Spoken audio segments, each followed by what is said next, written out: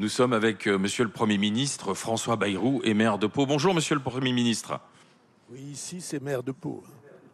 C'est le maire de Pau à Matignon. Vous savez, le Premier ministre, vous savez, c'est fugace. Hein. On n'est pas, comme vous le savez, on n'est pas assuré de la durée. Tandis que la mairie de Pau, c'est un enracinement profond et une histoire d'amour, pour ainsi dire. Les grandes gueules sont ravis de découvrir aujourd'hui Pau là, pour notre troisième étape du Tour de France des 20 ans des grandes gueules. Mais justement, c'était important pour vous de rester maire tout en étant Premier ministre. On vous l'a reproché, mais pourquoi? Parce qu'il faut cet enracinement, parce que maire de Pau, c'est ce qui reste. Parce que je trouve que la France a beaucoup souffert de la rupture entre la base, la vie de ceux qui travaillent, de ceux qui cherchent de l'emploi, de ceux qui sont à la retraite, de ceux qui entreprennent, de ceux qui sont à la tête des associations. Ça, c'est la base. C'est des dizaines de millions de personnes, peut-être, je sais pas, 67 millions de personnes, ou 60. Et puis, vous avez une rupture avec le sommet. Pardon de ce que je vais vous dire, le sommet auquel vous appartenez aussi, les médias, ceux qui sont sur les écrans de télévision, c'est un tout petit groupe et qui est absolument en rupture avec le reste des Français, qui ne s'y reconnaissent plus et qui ont le sentiment d'être loin.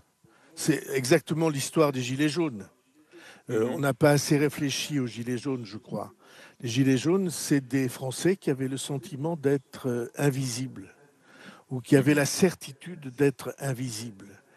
Et donc, mon idée depuis longtemps, c'est qu'on a tort d'organiser cette coupure. On a tort de dire que c'est deux mondes et que l'un n'est pas en communication avec l'autre. Vous savez la polémique que j'ai eue parce qu'un soir, je suis rentré chez moi à Pau, parce que j'habite là-bas. Ouais. C'est mon, et que je suis.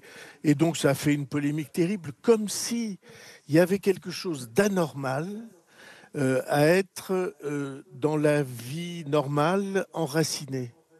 C'est justement pour ça, Monsieur le Premier ministre, enfin, Monsieur le maire, vous voulez faire que les ministres ouvrent des permanences? Vous souhaitez que les ministres aient des permanences à travers le pays, c'est ça? Je veux que les ministres n'oublient pas leur vie d'avant d'être ministre et d'après quand ils ne le seront plus. Et c'est pourquoi j'ai toujours plaidé, j'ai toujours fait, quand j'en avais la possibilité, que la fonction nationale qu'on exerce, eh bien, elle est une antenne sur place pour se faire engueuler quand il faut se faire engueuler, pour avoir les problèmes des gens comme ils sont, comme ils se posent. Alors, toute petite antenne, hein, 2 personnes, 3 personnes, pas plus. Pas une administration, mais vous voyez bien de quoi il s'agit. On vit en France, et c'est alors probablement c'est un héritage de la monarchie. Quand on était à la cour, alors on n'était plus sur la terre mais vous-même vous faites engueuler parfois par les Palois. Ah, les Palois, ils m'engueulent moins que vous ne croyez. Les Palois, ils savent que j'ai fait le choix de rester avec eux, de ne pas les abandonner, quelles que soient les responsabilités qui me sont confiées. D'abord parce qu'ils savent que je vis là et c'est pour moi quelque chose que j'abandonnerai pas. Mais justement, puisque vous parlez de déconnexion, Monsieur le Premier ministre, justement, l'histoire de la TVA pour les micro-entrepreneurs, au moment où il arrive ce dossier, nous, dans les médias, on se dit « Attention, bombe politique potentielle ». Là, vous êtes obligé de désamorcer, de dire on suspend. Vous suspendez cette histoire de la TVA parce que c'est la France qui travaille, c'est les micro-entrepreneurs. Vous la suspendez, la TVA? Alors, vous vous souvenez de l'histoire que je n'ai pas besoin de vous rappeler. J'ai été nommé à la fin du mois de décembre et il y avait un budget déjà examiné et déjà en grande partie voté. Et on a choisi de partir de ce budget-là parce qu'autrement, il fallait attendre avril pour avoir un budget. Et ce n'était pas raisonnable pour un pays comme le nôtre. Donc, on a pris ce budget-là. Et probablement l'analyse n'avait pas été suffisante. Et il y avait des mesures qu'on n'avait pas vues dans le budget, que d'ailleurs, je vous le ferai remarquer, vous êtes des journalistes et certains parmi vos confrères spécialisés, personne n'avait vu. Et donc on a décidé tout de suite de suspendre l'application pour voir ce qu'il en était exactement, si c'était justifié ou pas. Et en effet, les artisans, pour beaucoup d'entre eux, se plaignaient avec virulence parce que leurs concurrents auto-entrepreneurs n'étaient pas soumis aux mêmes règles fiscales qu'eux. Et c'est probablement ce qui avait emporté la décision. Alors on a dit on va suspendre pour regarder ensemble avec les intéressés. Et la méthode qui est la mienne, c'est au fond, chaque fois qu'on se trompe, il faut le dire. Et encore une fois, on n'était pas les responsables directs de cette mesure. On suspend, on regarde. Ça veut dire quoi ? Parce que c'est annulé ou c'est parce que suspendre, c'est pas annulé ? On va négocier, discuter avec les intéressés eux-mêmes pour voir de quoi il s'agit. Si vous avez...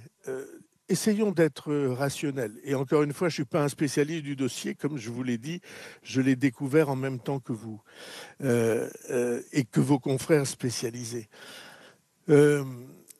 Si vous faites un métier que font des artisans et où ils sont obligés de facturer la TVA, il y a une rupture d'égalité entre les métiers.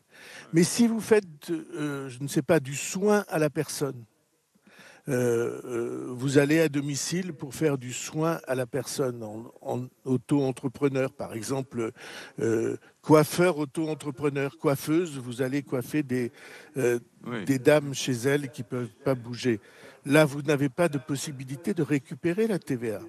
Donc, on va regarder, on va essayer d'être aussi équilibré et juste que possible. Et en associant aussi les artisans, alors. Eux-mêmes vont être associés. Tout le monde va être associé. Alors, le budget est passé. Finalement, vous avez réussi là où Michel Barnier avait échoué. Mais il y a d'autres sujets qui arrivent et on voit bien des sujets de polémique, notamment le droit du sol, puisque le ministre garde des Sceaux, Gérald Darmanin, se dit favorable à l'ouverture d'un grand débat public sur le droit du sol sur notre territoire. Est-ce que vous êtes favorable à ce débat public ? Moi, je crois que ce débat public est trop étroit. Et qu'il faut un débat public approfondi et beaucoup plus large que ça. Vous voyez bien ce qui fermente depuis des années. Ce qui fermente, c'est qu'est-ce que c'est qu'être français ? Qu'est-ce que ça donne comme droit ? Qu'est-ce que ça impose comme devoir ? Qu'est-ce que ça procure comme avantage et en quoi ça vous engage à être membre d'une communauté nationale ? À quoi croit-on quand on est français ? C'est un débat qui, depuis des décennies, depuis au moins 30 ans, est en fermentation dans la société française. Et j'ai moi-même proposé j'ai proposé depuis déjà 12 ans ou 15 ans que quand il s'agit d'une situation comme Mayotte, ou peut-être à certains égards comme la Guyane, dans laquelle il y a des milliers et des milliers de personnes qui arrivent avec l'idée que s'ils mettent au monde des enfants là, ils seront français. Et tout ça, évidemment, ça mérite d'être reconsidéré. Ça l'a été par un texte qu'on a voté hier soir à l'Assemblée nationale, par exemple. Mais c'est toute la France qui se pose cette question. Qu'est-ce que c'est qu'être français et comment accède-t-on à cette dignité de français ? Eh bien, ça mérite. Il y aura un débat national où il faut attendre la présidentielle. Oui. Non. Il faut ce débat. Je pense que on peut entrer dans un débat. Il faut réfléchir à la manière dont ce débat se développe, est organisé. Et il faut le faire, enfin, on va pas tout repousser. On disait autrefois, vous savez, repousser au calendes grec, parce que les Grecs n'avaient pas de calendes, qui était une fête du calendrier. D'ailleurs, c'est le même mot, calendes et calendrier. Repousser au calendrier grec, ça veut dire qu'on repoussait... Même les débats, même les débats qui peuvent froisser, polémiquer, il faut les aborder tout de suite. Je vais vous dire, il faut deux choses. Il ne faut rien repousser. En tout cas, la philosophie qui est la mienne, c'est tous les problèmes qu'on identifie, on va les traiter. On va en tout cas les débattre. On va les approfondir. Et il n'y a pas de raison de repousser éternellement. Et deuxièmement, c'est aussi important et au moins, il faut apprendre à débattre, à échanger des convictions, ou des arguments sans s'insulter, sans se condamner à la vindicte publique, sans être cloué au pilori, sans être considéré comme des ennemis de la nation. Mais du débat, il est nécessaire et il faut le conduire, si j'osais, je dirais comme des gens civilisés. Alors, on n'est plus tout à fait des gens civilisés, mais s'il y a au moins quelques défenseurs des méthodes civilisées, ça serait pas mal. D'ailleurs, Pau, c'est une ville dans laquelle on a ce genre de courtoisie.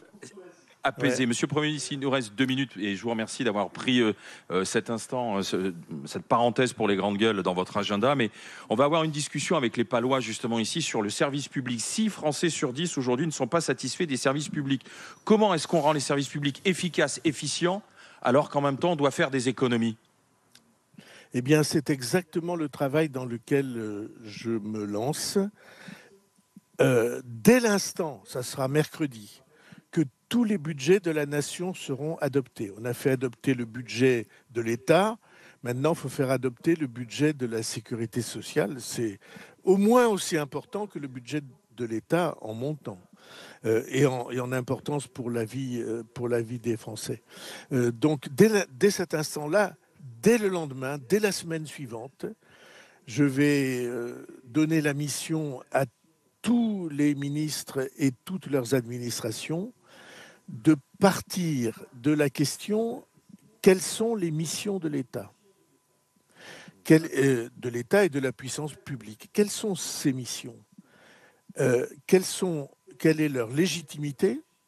Qui est-ce qui a décidé que c'était l'État? Quels sont leurs objectifs? Et est-ce que ces objectifs sont remplis? Et est-ce que les moyens qu'on leur donne sont bien placés? Pas seulement sont suffisants, mais sont bien placés. Cette refondation en profondeur de l'action de l'État, j'y réfléchis pour ma part depuis longtemps. J'ai cassé les oreilles à beaucoup de ministres ou de premiers ministres sur ce sujet et on va l'appliquer. On va s'y mettre tout de suite, pas en attendant le budget de l'année prochaine dans laquelle il n'y a qu'une question, c'est comment on fait des économies ou comment on augmente le budget. Merci, la manière dont les budgets sont conçus ne me va pas. Merci, monsieur le maire de Pau, Premier ministre en direct de Matignon. Merci d'avoir été avec nous. Et Merci aussi pour l'accueil de la ville qui nous a aidé à installer ce chapiteau au plein cœur de votre ville. Et on a le brouillard qui se lève et on aperçoit les Pyrénées juste derrière. Merci, monsieur François Bayrou. Merci d'avoir été avec nous. Vous voyez ainsi que c'est la plus belle ville du monde.